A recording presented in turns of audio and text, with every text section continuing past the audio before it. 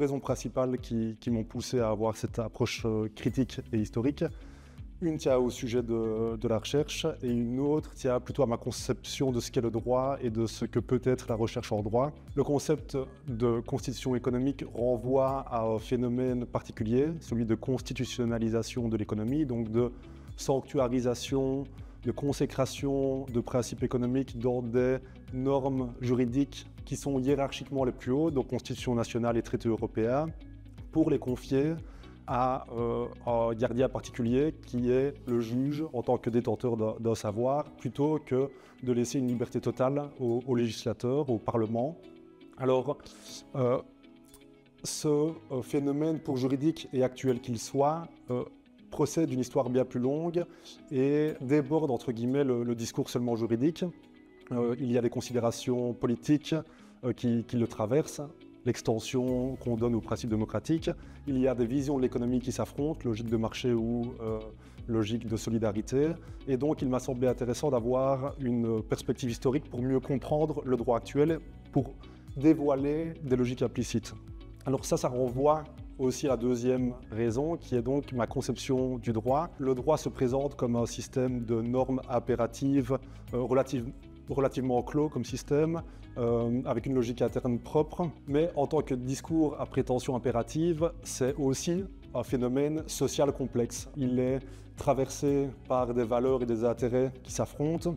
Il est structuré par tout un imaginaire et par des imaginaires différents qui vont aussi se confronter.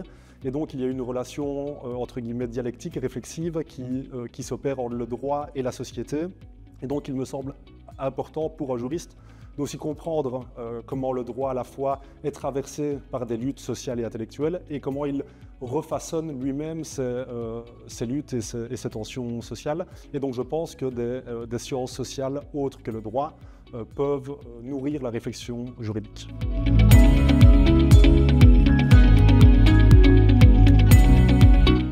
Alors je compte bien prolonger les recherches pour essayer de continuer à sonder les relations entre droit et économie, mais aussi politique. Et à ce niveau-là, le prix Carbonnier est un excellent soutien et m'aidera énormément pour la suite. Il y avait différentes perspectives possibles qui auraient pu être choisies.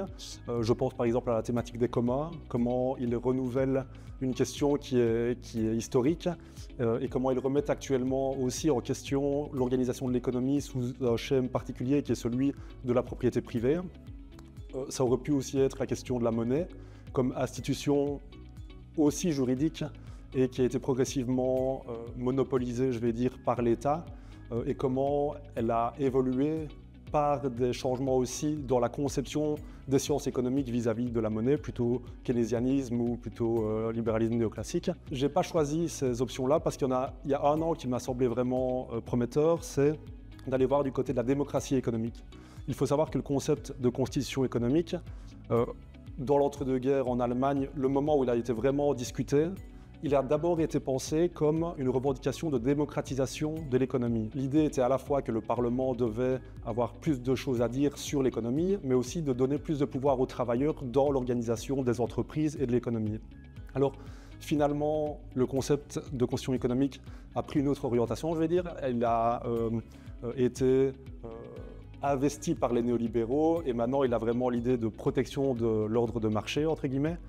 Mais alors l'idée d'aller voir comment la revendication de démocratisation de l'économie a continué à investir le droit, mais par d'autres canaux, dans d'autres institutions. On peut penser par exemple à la sécurité sociale, gestion paritaire avec les travailleurs qui ont leur mot à dire.